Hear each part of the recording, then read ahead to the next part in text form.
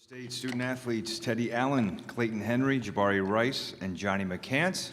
Again, if you have questions for our student athletes, please raise your hand and we'll bring a microphone around. We'll start here with the gentleman in the black. And then Nate Ryan, KVIA, ABC7, El Paso, Las Cruces. Teddy, how we feeling this morning after yesterday? We just prepared for tomorrow. Have you getting a lot of DMs, a lot of notes from people? I mean, after that historic performance yesterday. Yeah, a lot. But it's usually like that after most games. So, just trying to get ready. All good.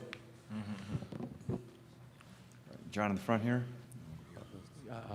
John Warren with the Associated Press. Teddy, I know your coach, Chris Jans, meant this in a nice way, but you know, when you hear somebody saying he's a bad shot taker and he's a bad shot maker, and sometimes you just have to go through you know, the spells and the ups and downs with you. How do you react to that, knowing that you can heat up that well, and how do you react when your coach says something to that effect?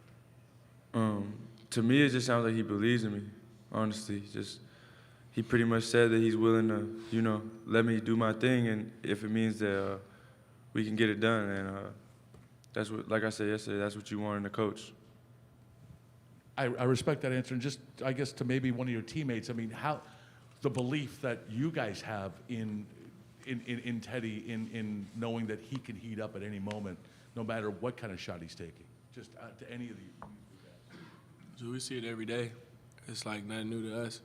We watching just like you on the court. To be honest, we amazed just like you are every day. It really is. It really is. I guess follow up on that, Jabari. Was there a shot that he hit last night where even you were like, "Oh my gosh, I can't believe that went in"? Yeah, for sure. First half, we was just talking about this. Literally, first half, when he was missing at first, he was missing, and then they were so hype, and I guess they thought like they were like doing that, but with Teddy, you know, once he start missing, eventually makes come, and they come in a row.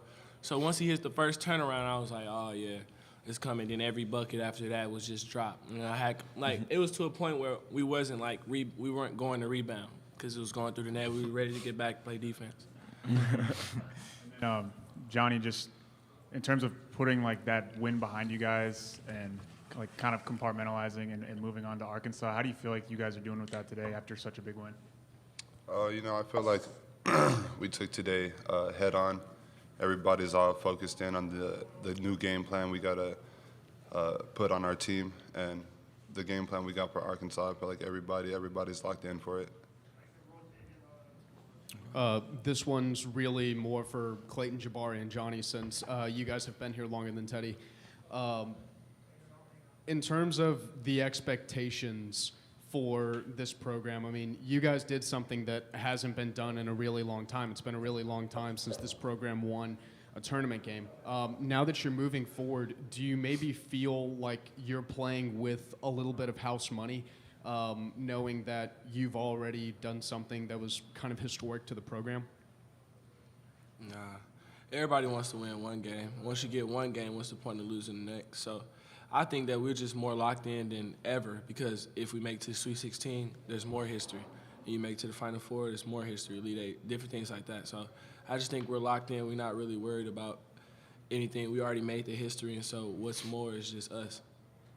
And I guess just real quick, just to follow up on that, what is the pressure that you guys feel going into the or having the opportunity to play to go to the Sweet 16? I know Teddy's been there before, but you know, the three of you, what is that pressure? What is that feeling?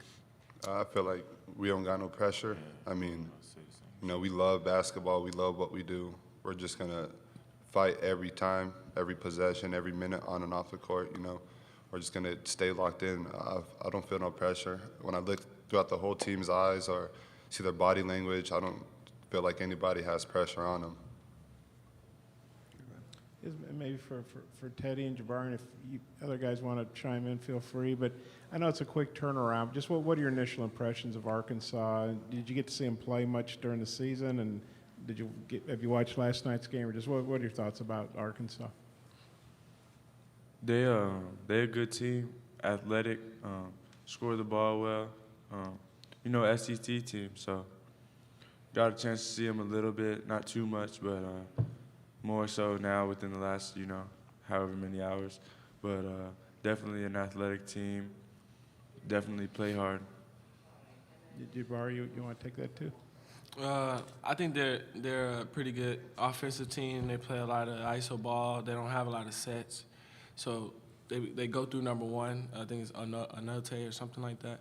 Number one is kind of like their guy, and so that's who I'm gonna be matched up with, and just try to take the challenge personally and just have my team behind me, and I think that they're a good team. They have fire just like us. They got role players that come off the bench and make plays, and obviously they're athletic, but we just play the athletic team. So I think if we keep it a ground game like we did this last game and really just fight and claw every possession and do it every single time, we got a chance. I guess, Clayton, are they maybe like UConn and you guys are a little more similar style? Is Arkansas going to try to speed you guys up a little bit more, and just kind of how's those styles going to contrast? I don't think they're going to speed us up more than UConn. I feel like UConn had I'm not going to say a better defense, but like a defense to where they speed you up more. Arkansas kind of gives you a little bit more space, and you could kind of work through the offense and run sets a little bit better. So I don't think it's going to affect our pace or nothing. Out front, maybe. They pick up 94 feet a lot. Yeah, more. maybe a little bit out front, but I don't think it's going to affect our pace. And we working on stuff, so yeah. Guys, is there anything fun for you guys about, obviously, the game you've been playing all season long, the people in Cruces, the people around New Mexico State have been watching you play like this all year, but is there anything fun about now seeing the rest of the country start to pay attention to what you guys have been doing and be like, wow, New Mexico State, that's, I never would have thought they would have played ball like that, but sort of proving the rest of the country, I guess, wrong, I guess? I mean, I wouldn't say it's fun, just because, we've been working hard for however long that NMSU's been going to the tournament and stuff, and people, they haven't been looking at us like that. And, we work hard day in, day out, and for us to get our name on the map and get more notice, it's better for all of us. I like it. Shoot. People, if they want to jump behind us, just adding more fire to the fuel, you know? Just hop on and just let us do our job, and we appreciate all the fans. It helps us, to be honest, the more people that cheer for us. And we had our crowd, and they were unbelievably loud yesterday. Like, I heard them more than a whole bunch of people, and then more people started to get in with them. So it was just a cool atmosphere. It turned from UConn having a home game to it being a neutral site. Yeah. So I think that's what helped us out a lot. It wasn't a home game, and so we were able to level the crowd, and we were able to take their crowd out of it and make it more about playing on the basketball court than everything else. And so it was no distractions that way, and I think that's what helped us get the win. John, you have a question up front? Yes, for Teddy again, just having been here at the tournament before, but to do what you did yesterday as a key cog to your team, and giving the roundabout way you got here, I mean, how does that put into perspective the windy route that you took to get here and to do what you did yesterday, with the 37 points? I mean, as far as like the roundabout, I don't really look at it like that. I just look at it like, I'm a junior. I done been at a couple schools, and this is the one, that I'm at right now. And I'm just trying to make the best of these opportunities, and I'm grateful for them. And yeah, that's basically it. I'm glad he came here. Honestly. Just as a follow-up, does this then maybe feel like home? Yeah. After New Mexico State's home. Scotty Bordelon with Whole Hog Sports in Arkansas. The family. Stop playing. Teddy, is there a player maybe at the pro level or an influence that you have that maybe you pattern your game after you? I've been waiting on this, fellas. LeBron. LeBron. He's the GOAT, man. LeBron. Or I was going to say, maybe do you just try to uniquely be yourself for teammates? Do y'all see a comp for Teddy? Hold on. Repeat that. Do you guys see a comp for Teddy, or is he just kind of uniquely himself on the floor? Yeah. Teddy, he's a unique player. Got his little style, the shot knowing. I don't see no one doing the shot. the little herky jerky shot. So that's his thing. So. Wide body fade. Nah, I don't emulate my game after nobody. I just respect, you know, good players, and you see what people do, and you just try to add things. Go ahead. Wally Hall, Arkansas Democrat Gazette. After watching film, do you guys wish you were playing someone else? No. No. No.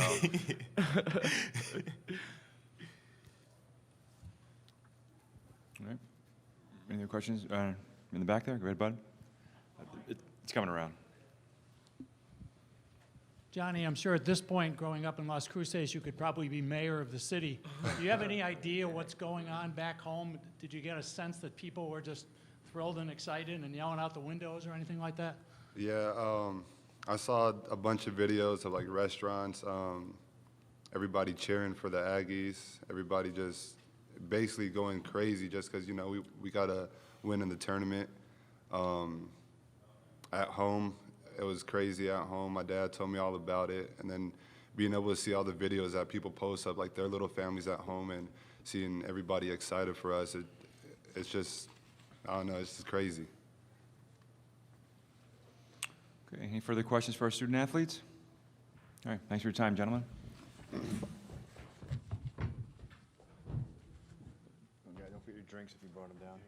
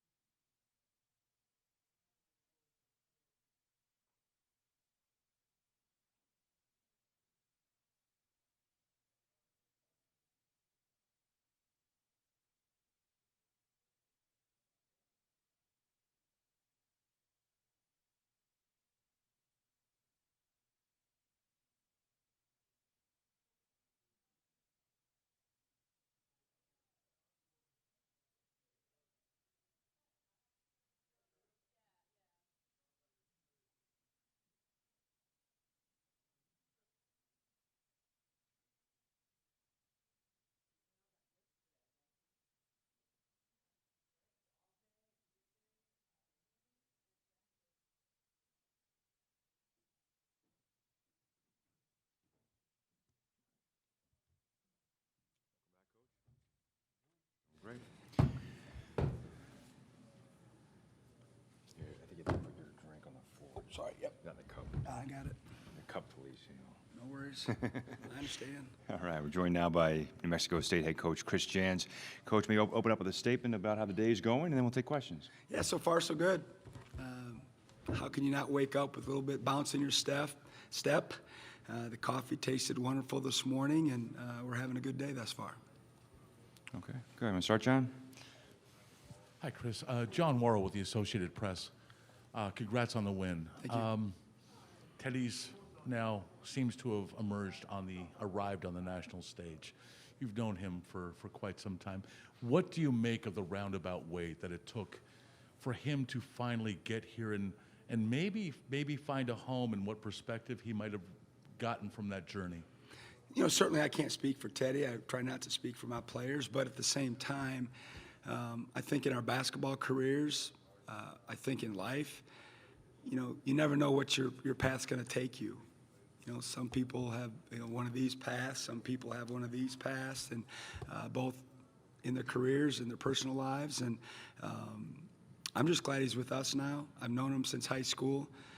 I've already told a bunch of folks, I've recruited him 3 times. It took me that many times for him to join the Aggies, and I think we're both very glad that he made that decision. But Teddy gets maligned sometimes, and he's been nothing but really, really good for us.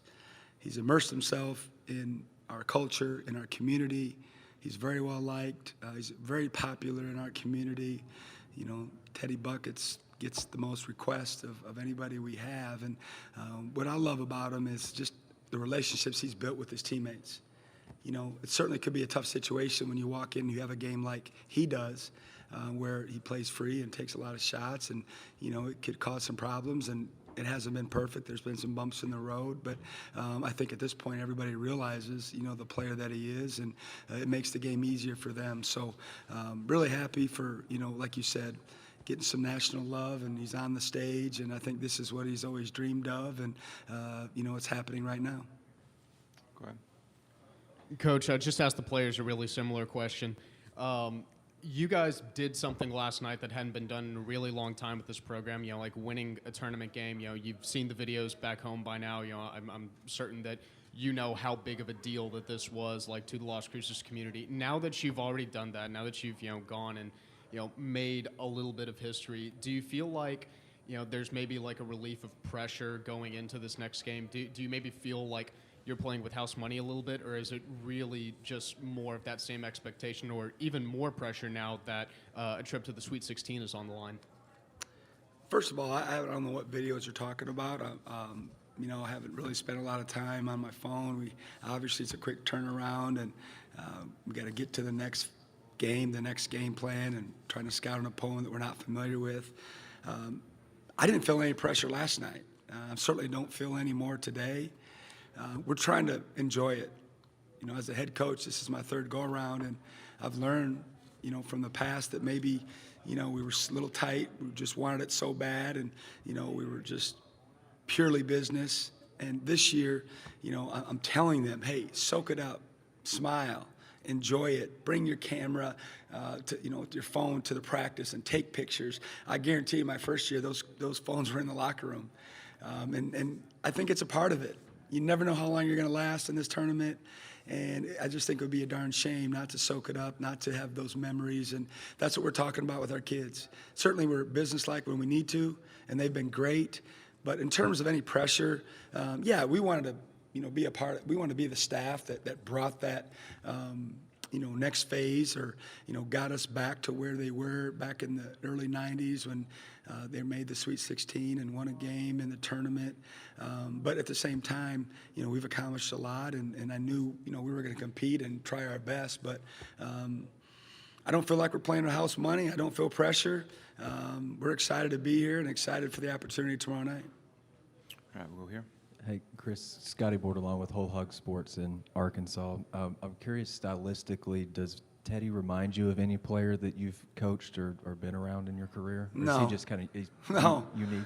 No, he's pretty unique. He's pretty unique. Skill set, body.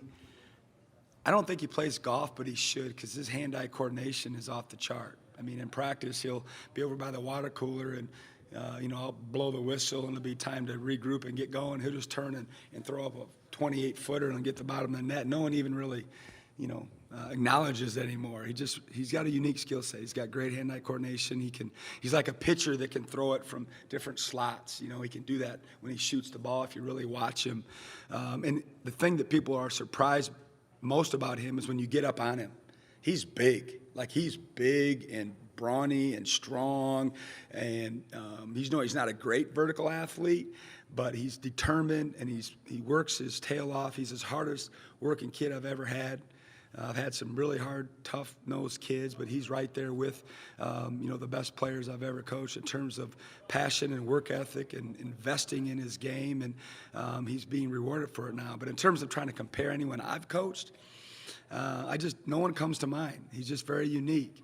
And I've said this before, the best thing about him is if you really watch him, he's defending. He leads us in rebounds. You know, a lot of guys that are leading scorers that have his kind of game, you know, try not to foul, you know, try to hide on defense. And around here, it's, you know, it's fairly important to us. And when he arrived, we said, you know, that's not going to work if that's your approach. And it hasn't been. He's been a willing defender all year long, and he's rebounding the ball, like I said. He's been a willing passer. He had 3 assists last night and a couple turnovers. With the type of coverage he sees, that's pretty impressive. We'll go here and then we'll go to Paul in the back.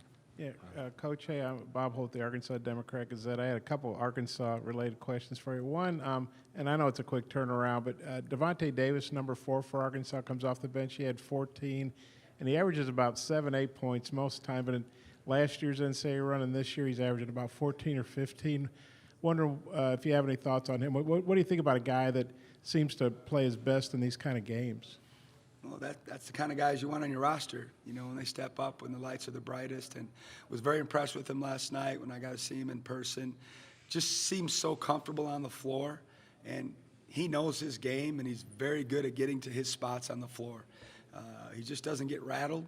He's got a smooth game. He's got good size, great ball skills, and he just seemed like he has an understanding and a sense of what he's trying to do, and he gets the job done. So I'm surprised that he averages only 7 points a game, but at the same time, you know, he's got a bunch of really good players around him that are good players, and he's one of the younger guys. You know, I think he's a sophomore, if I'm not mistaken, and obviously the sky's the limit for him. It's actually about 8.8. I didn't mean to give you bad info there. No worries. And just your overall impressions of Arkansas. They had a really strong second half. I'm curious if you know Eric Musselman at all, but your overall impressions of Arkansas, and if what you know about Eric. I don't know him all that well. I know him. We've had conversations. I see him on the road. I saw him in passing. We had a nice little conversation in the tunnel there last night. But I don't know him, you know, all that well. I've never been in the same league with him or anything like that. But I remember in the Final Four one year, I went to work out, and we ended up being on the same workout room next to each other, and I remember going back to the room telling my wife, I'm like, all I know is he was nonstop chattering, talking, working at the Final Four the whole time. I'm like, man, he was off the chart. His energy was unbelievable, and I just remember going, and I'm just trying to log through my 30 minutes, and he's going crazy on the deal, and I'm like, I'm embarrassed. You know, there's all these coaches in there, and I'm just trying to get through 30 minutes and move on to my day, and it's like he was training for a marathon. So, but the team, I mean, you know, they got great term experience, obviously. He's got great term experience. He's been there, done that. Nothing's going to rattle him or his team. They've got really good individual talent. He does a really good job of spacing the floor and putting their players in positions where they can be successful. I think their spacing is really good. They got, you know, guys that are good cutters. They got guys that are good shooters. I think Williams is maybe the heart and soul from where I look at it from both ends of the floor. He's like the catcher on a baseball team. He's just running the show defensively.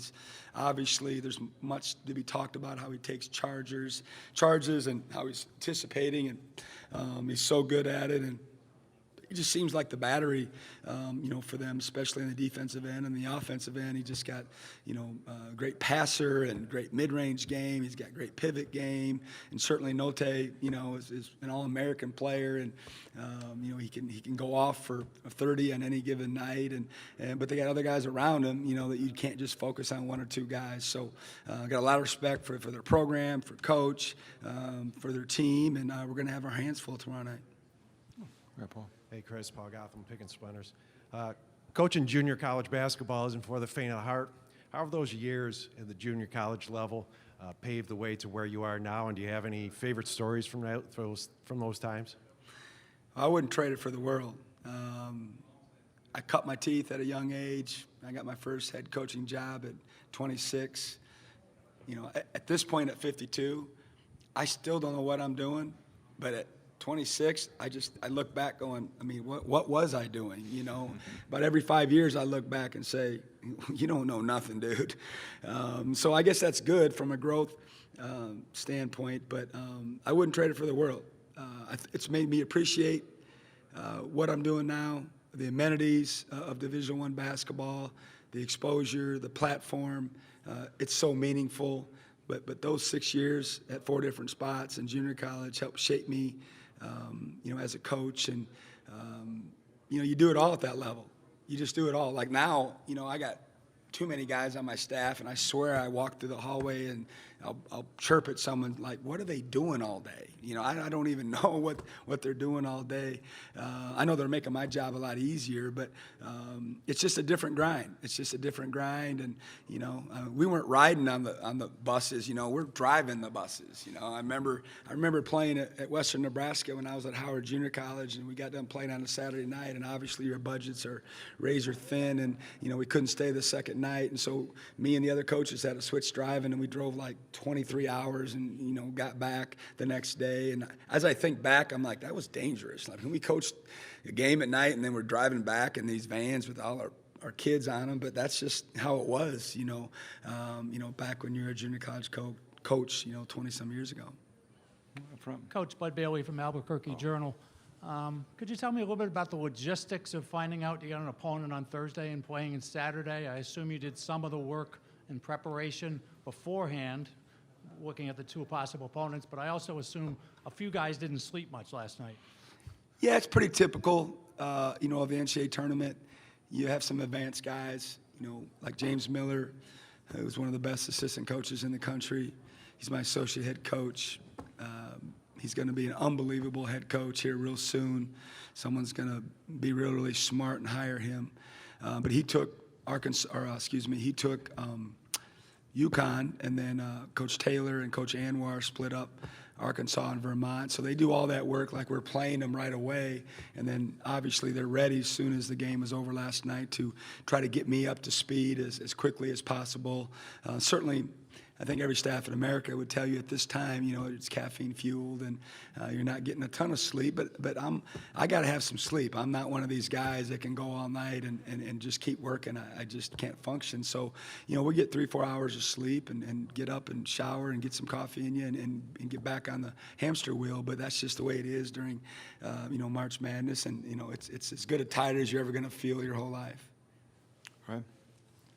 Coach, for those of us who have covered the team all year, we know that the team doesn't necessarily absolutely have to have a huge or incredible performance from Teddy to win, but it certainly helps. It's certainly nice. Going into a game against Arkansas where you're probably going to be playing the best team that you've seen this season, I'm not sure what your thoughts on that are, but do you feel like against an opponent like that, you're going to kind of have to have a big night from Teddy to win this game? I don't have a crystal ball. I can't predict the future. I have no idea how the game will unfold. That's the beautiful thing about sports. We don't know what they're doing, what they're thinking, how they're game planning. You got to adjust on the fly. Everybody has a plan, then you get punched in the mouth, and the game starts. But it makes us better. Do we have to have Teddy, have a big game? I don't think so. We've won plenty of games where he didn't. I know he's going to try. I know they're going to do their best to stop him. It'll be an interesting how it unfolds and what kind of coverage we see. And certainly we've seen a lot of them. He's seen a lot of them individually, but even this particular team, we've seen different people try different things to slow him down. And, usually that creates other opportunities for other players on our team. And we got plenty of other guys. Again, the guys that follow us know that can make plays and make shots and be the leading scorer. So we'll adjust to whatever they do. Go ahead, John, and then we'll come over here. Oh, I'm sorry, to your right. Stay in order, Colin. Hi, Chris. It's about Teddy again. Not all coaches, some coaches are very rigid, as you know, and might not take to the looseness or the amount of the types of shots and the way he plays. Where do you find that line where knowing you can't rein him in, but where do you find that line where you can rein him in to a certain extent, or do you? Again, great question. I was raised in basketball as old school as you can.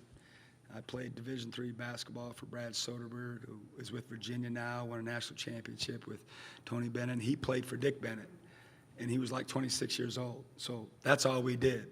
And we would pass the ball 7-8 times, and if we looked at the rim before 7-8 passes, we were getting pulled, not let us shoot it. And we defended, and we blocker mover, and it was old school fundamentals.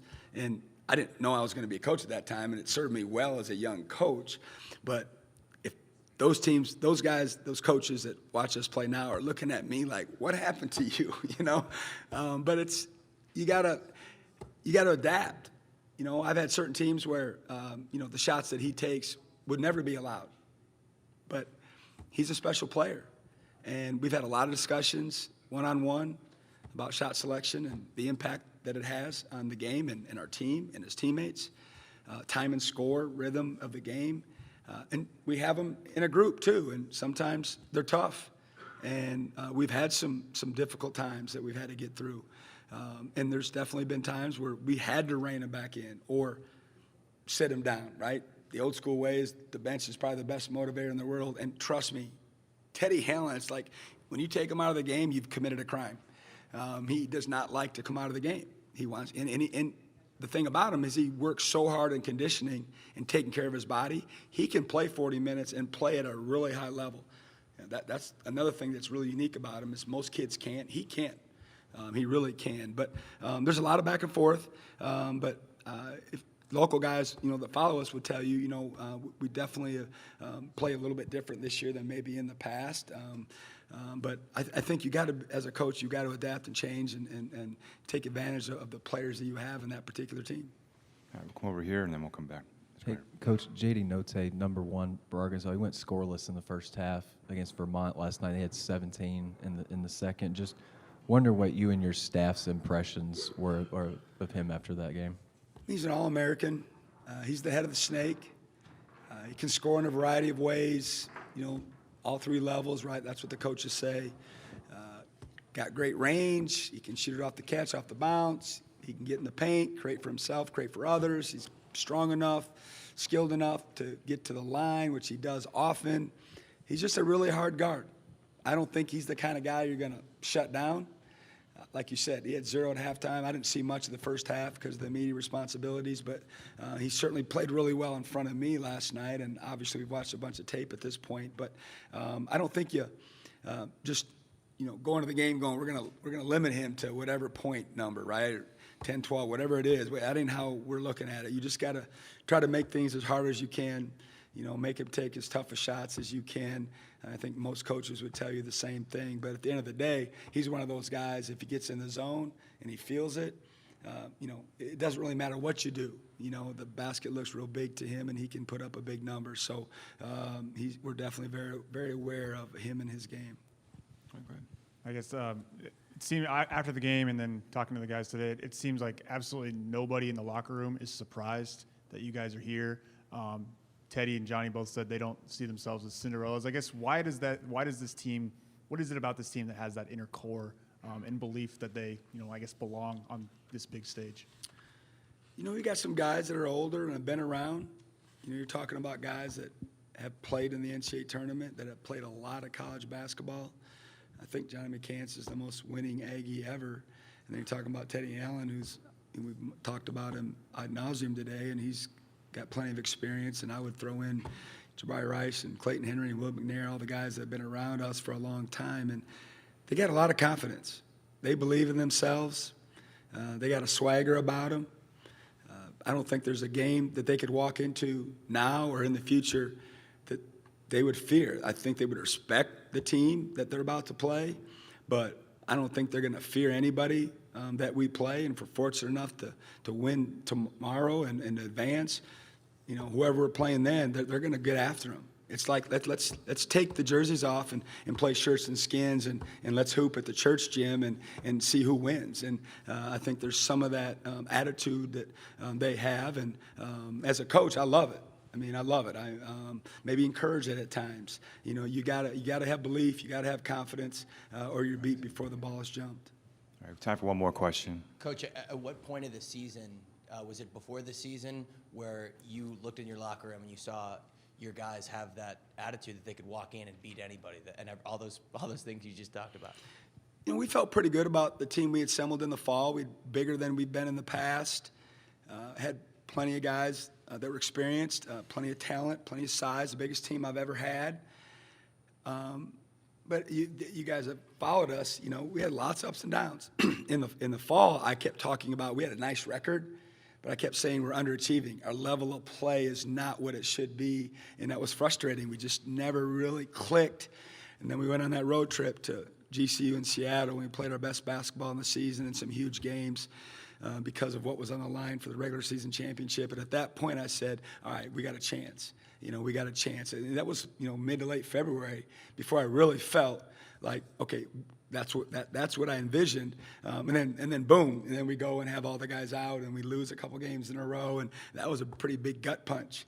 But we rebounded, and obviously we played some really good basketball in the WAC. And I knew when we get to this stage, if we got a chance to get this stage, that they would play their best. I mean, they got that type of attitude, they got that type of approach, and I'm just happy that the world is seeing these kids perform on the biggest platform.